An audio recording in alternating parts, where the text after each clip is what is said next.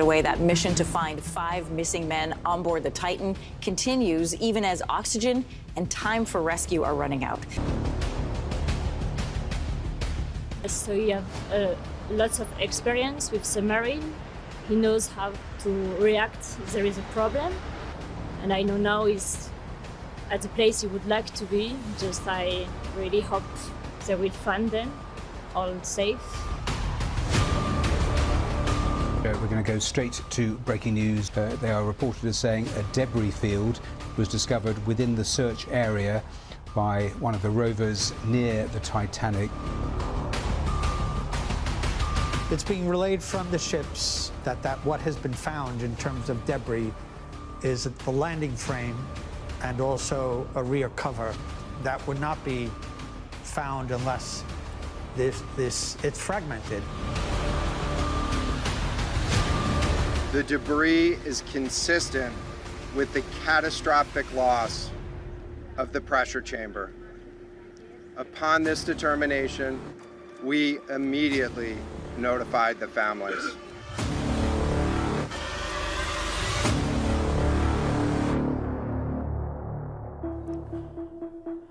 Bueno, y las noticias lamentablemente no son buenas, Nelson. Hoy hace un ratito descubrimos, estamos aquí con todo el equipo de Telenoche y lo tenemos también nuevamente aquí Horacio con nosotros, especialista en inmersión, para ver y pensar qué pudo haber fallado. Y todos pensamos, ¿no es cierto?, que el Titanic es una palabra como maldita, lamentablemente. Sí. Parecería ser así, ¿no? Porque se cumplió otra vez el peor de los pronósticos. Claro, claro. Como en 1912 se promocionaba al Titanic como la nave insumergible, una nave maravillosa y como un grito de lo que podía hacer el ser humano. Lo mismo pasaba con Titán. Se lo presentó como una gloria de la ingeniería, como que ya cualquiera podía ir a desafiar esas profundidades y se ha cumplido la peor de las situaciones. Atención. Atención, uno de los cofundadores de Ocean Gate es argentino. Ajá, mira, qué hallazgo. Claro, nosotros veíamos que hablaban de Wilhelm Sondlein. Ajá. ¿Este hombre? Guillermo Adrián Miguel Sondlein nació el 18 de mayo de 1966 en Argentina. Y bueno, estamos tratando de hablar con él. Sabemos que es una situación, Horacio, equipo, Caro, Sí, terrible, por supuesto. terrible. Tenemos mucho material para compartir, muchas preguntas para hacer. Cuando ustedes dispongan, quisiera mostrarles lo que es el desafío de la profundidad. Perfecto, Vamos por eso, si les parece, y vamos claro. charlando con Caro, con Horacio también. Claro. Estas hipótesis de lo que podría haber fallado, ¿cuáles podrían haber sido? Hay varias, Horacio lo va a desarrollar ahora, pero pudo haber sido una cuestión ambiental. Hay corrientes, la profundidad, miren lo que ha sucedido, qué le pasó a Titán.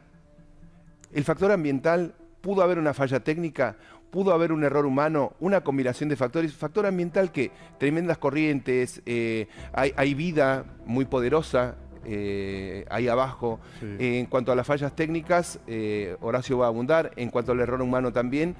Acá se aplica lo que se llama esquema de Reason. Cuando se estrella un avión, cuando hay una catástrofe, no hay un solo motivo. Claro. Es una concatenación de hechos fatales que terminan en una desgracia. Horacio, ¿qué es una implosión catastrófica, que se ha adjetivado con esto, que es la causa, por lo menos esgrimida primariamente como la razón de la tragedia? Bueno, una implosión obviamente es la inversa de la explosión. Exactamente. Es decir, por presión externa se comprime hasta que colapsa. Es lo que habitualmente uno hace con una latita de cerveza o algo cuando la aprieta. Claro. Y si está cerrada, bueno, la puede apretar lo suficiente hasta que colapsa y va a derramar el líquido que está dentro. En este caso, como hay aire dentro, cuando la presión del mar fue comprimiendo ese casco hasta su límite, en el momento se partió, se rompió y entró el agua de mar al interior de la cámara. Y obviamente... Corríjame si tengo el dato equivocado. ¿Es cada 100 metros son 10 atmósferas? 10 que atmósferas. aumenta la presión? Sí, o sea, para tener una idea, ese mini submarino estaba a 3.800 metros de profundidad, tiene 380 kilos por cada centímetro cuadrado. O sea, un cuadradito de un centímetro por un centímetro tiene 380 kilos encima.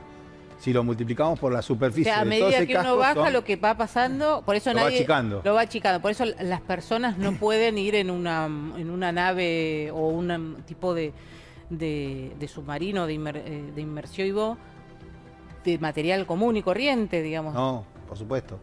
Los submarinos de guerra, de combate, están hechos de acero aliados especiales que flexionan ante la presión del mar hasta la profundidad que está calculada y cuando vuelven a superficie vuelven a recuperar su forma. Yo creo que una de las fallas técnicas que vamos a desarrollar con Guillermo puede haber sido eso, las sucesivas inmersiones hasta esa profundidad y que el casco no haya recuperado totalmente su condición. Perdón la desprolijidad, si les parece, señor director, si a ustedes les parece, Horacio, ¿me acompañás? Subimos acá la tarima, dale. ustedes Dale. me acompañan. Vamos. Y vení, por favor. Perfecto. Vamos a subir por ahí, vamos a subir por ahí. Suban por ahí para ver un poco también qué pasa a medida que uno va bajando en Sí. profundidad, qué va pasando Vamos con esa... Aquella, esta nos va a ayudar. Mira, la Estatua de la Libertad tiene 93 metros. Las presiones, acá está el Empire State con 381 metros. El Burj Khalifa, Horacio. Sí, Claro. ¿Presiones terribles? Claro, Son presiones claro. terribles, por supuesto. Obvio.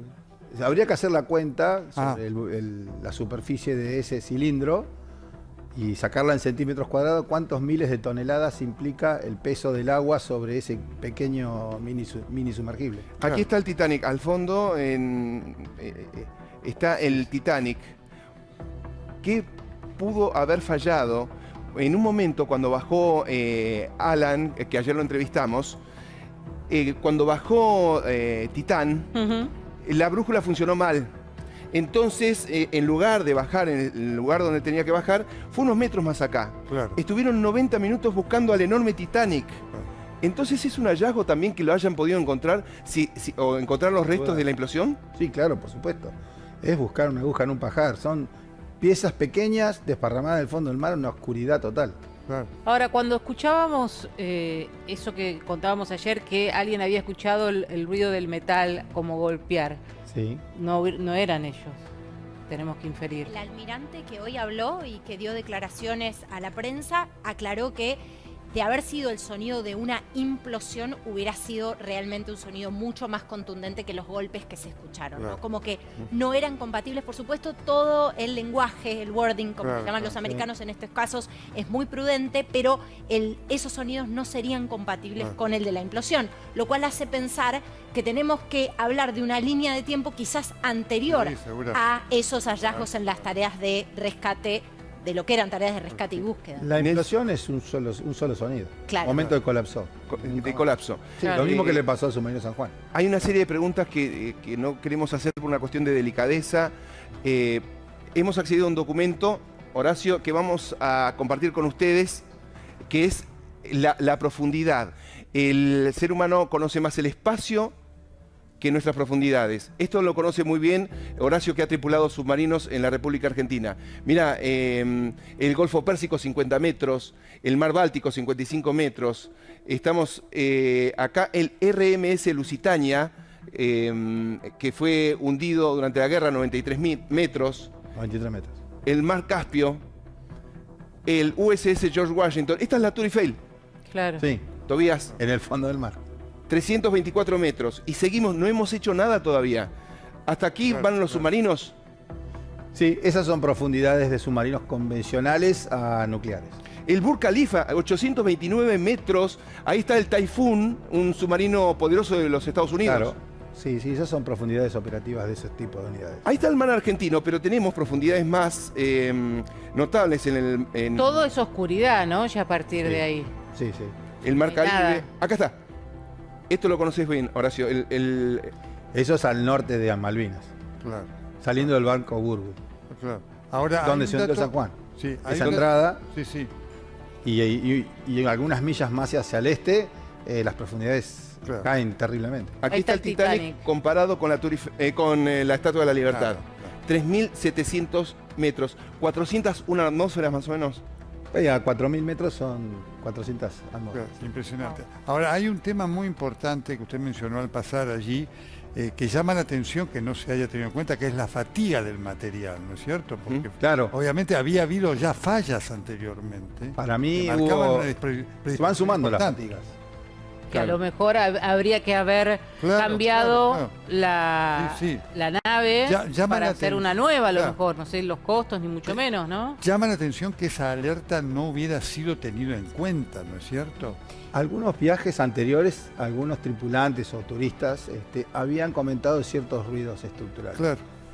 Tengo una pregunta para Caro. Sí. En Estados Unidos o en varias naciones se premia a los pioneros. Entonces las cuestiones experimentales son como muy permitidas. Eso sí, si fallan, te cae todo el peso de la ley. Claro, pero lo que pasa es que si vos estás en modo beta, no podés comercializar una excursión, o no podrías, no deberías poder comercializar una excursión, porque además, ¿a qué sistema regulatorio o a qué auditoría estaba sujeta Ocean Gate Expeditions? Déjame puntualizar algo. Ayer les mencionaba un personaje que se llama David Lockbridge, probablemente una de las personas más difíciles de contactar hoy sobre la faz de la Tierra, un ex empleado de Ocean Gate Expeditions, que tuvo una demanda cruzada con la empresa. El hombre había denunciado, nada menos que director de operaciones marinas era este hombre, había denunciado algunas, te diría yo, negligencias o precariedades en el proceso de pruebas de cuán indestructible era el Titán. Y lo que había marcado es, atención porque puede haber algunas porosidades, CNN lo detalla en una nota en la que habla sobre las especificidades de esta demanda, no solo algunas porosidades, sino también problemas con la adhesión. Es decir, la cabina, y le pido por favor que me corrija porque la verdad es que de las especificidades técnicas no sé, pero por la explicación que se desprendía de allí, la cabina puede estar hecha de un material indestructible, pero si la adhesión es mala, tiene porosidad, ¿no? Imagínate, Caro, que es un cilindro, la forma geométrica de la nave. Era un cilindro y una calota. La calota es la ojiva, esa donde estaba el vidrio para mirar. Sí, ahí atrás lo tenemos. O sea, evidentemente son dos piezas separadas que hay que unir. Exactamente, hay que unir.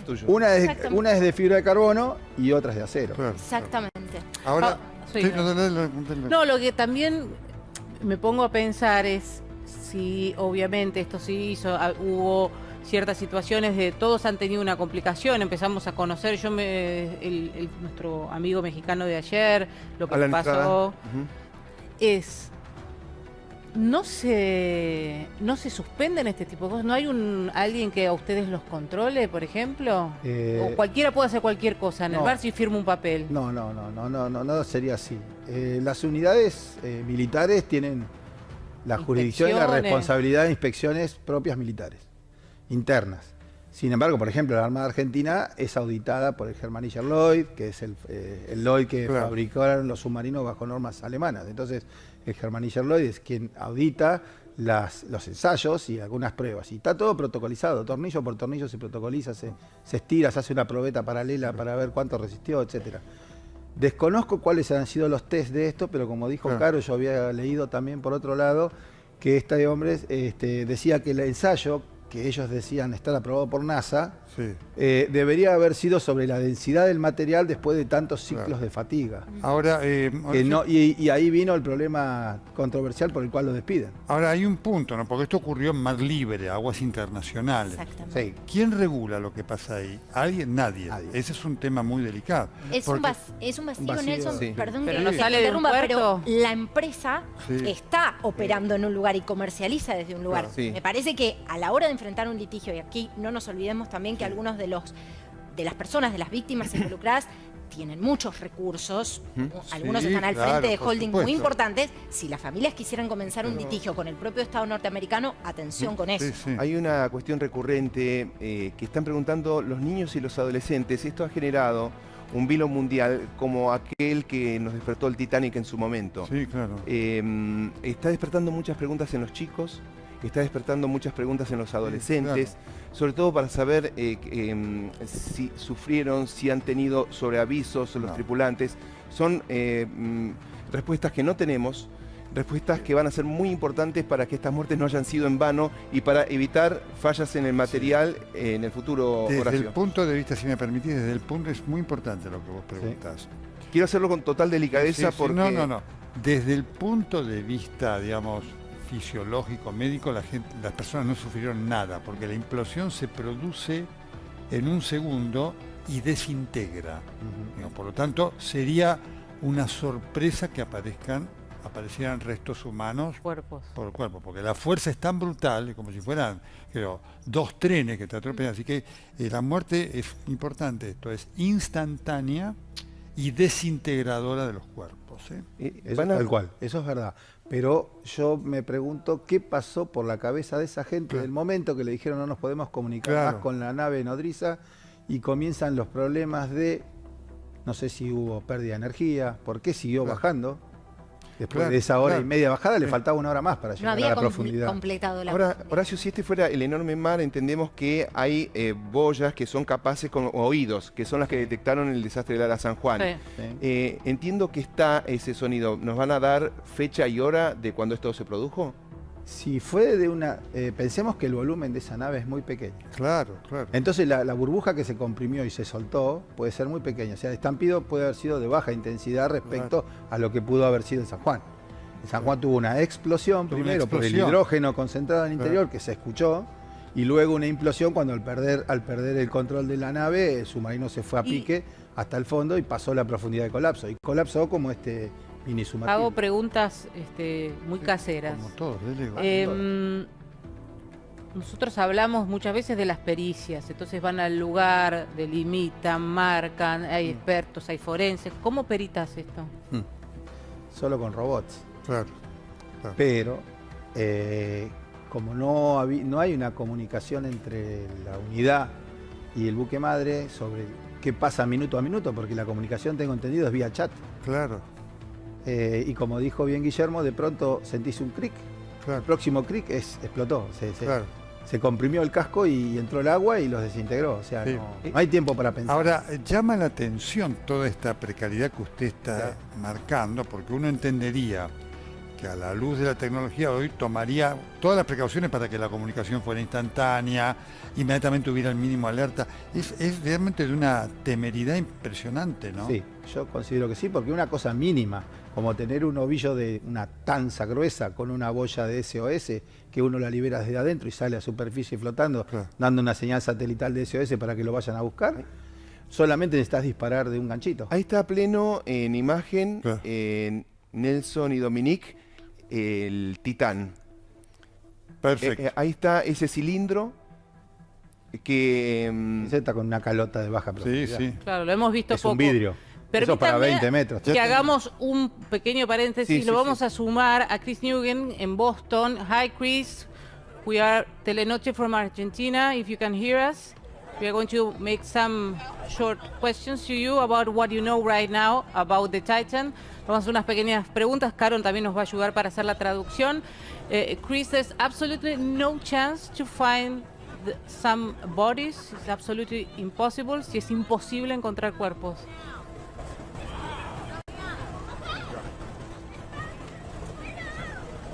Nelson and Dominic, good evening to you. Yeah, the Coast Guard confirming that the debris found on the ocean floor earlier today was from the external body of that missing submersible, ending a dramatic rescue operation that really captured the attention of folks all across the world. Here in Boston, we have heard from several folks who have shared their sadness over the outcome of this tragedy, but they also expressed their gratitude for the Coast Guard and the multi-agency work that was done in pursuing this mission. Dominique, Nelson. La Guardia Costera confirmó que lo que se ha encontrado en ese campo de escombros que fue detectado eran los restos del sumergible. Esto terminó la operación de rescate. Muchísimas personas aquí en la ciudad de Boston, dice Chris, han expresado su dolor, pero también su gratitud con la cantidad de agencias. Hubo un trabajo de interagencias que se realizó para llevar adelante esta operación. Chris? What's the consequences for the company, according to your knowledge? The consequence that this tragedy will have. Do you know that? ¿Usted sabe las consecuencias que va a tener para la compañía esta tragedia?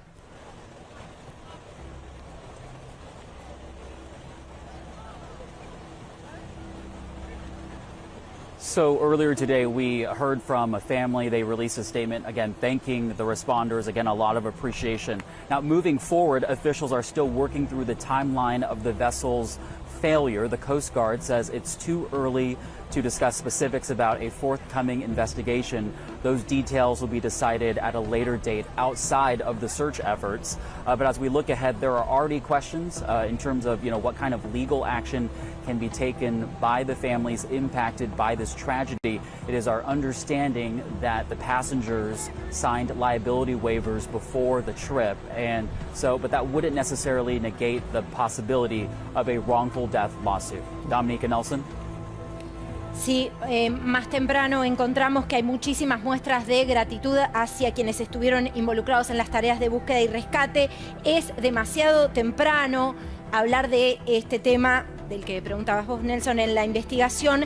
Hay preguntas sobre las acciones legales que puedan tomar las familias. Si bien es cierto que los tripulantes han firmado un waiver, una suerte de release, entendiendo las posibles consecuencias de esto, esto no anula la posibilidad de que se lleven adelante en un futuro acciones legales.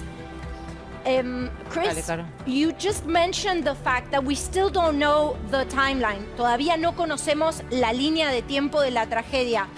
Is it believed in the United States that this tragedy happened before the operations of search and rescue started? ¿Se cree en los Estados Unidos que la tragedia sucedió antes de que la operación de búsqueda y rescate comenzara?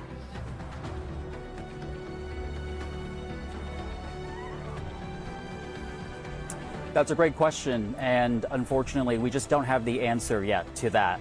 However, what I can tell you is that moving forward, we've learned that over the next 24 hours, authorities will start demobilizing the medical personnel as well as the 9 vessels involved in the search. However, remote operations will continue on the seafloor for an undetermined amount of time.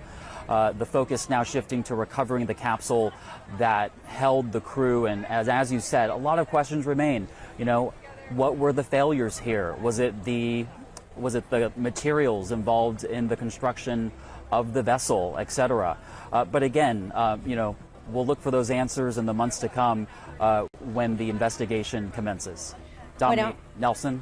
Es una buena pregunta, no tenemos la respuesta ahora. Se va a desmovilizar a las 9 naves que están en el lugar y al personal médico. Hay muchas preguntas, van a continuar, sin embargo, por un tiempo indeterminado las operaciones remotas, las operaciones con los robots que están recabando información. Nuevamente es todavía muy temprano para hablar de esto, pero la investigación continúa. Thank you very much, Chris, for all the answers that you gave us.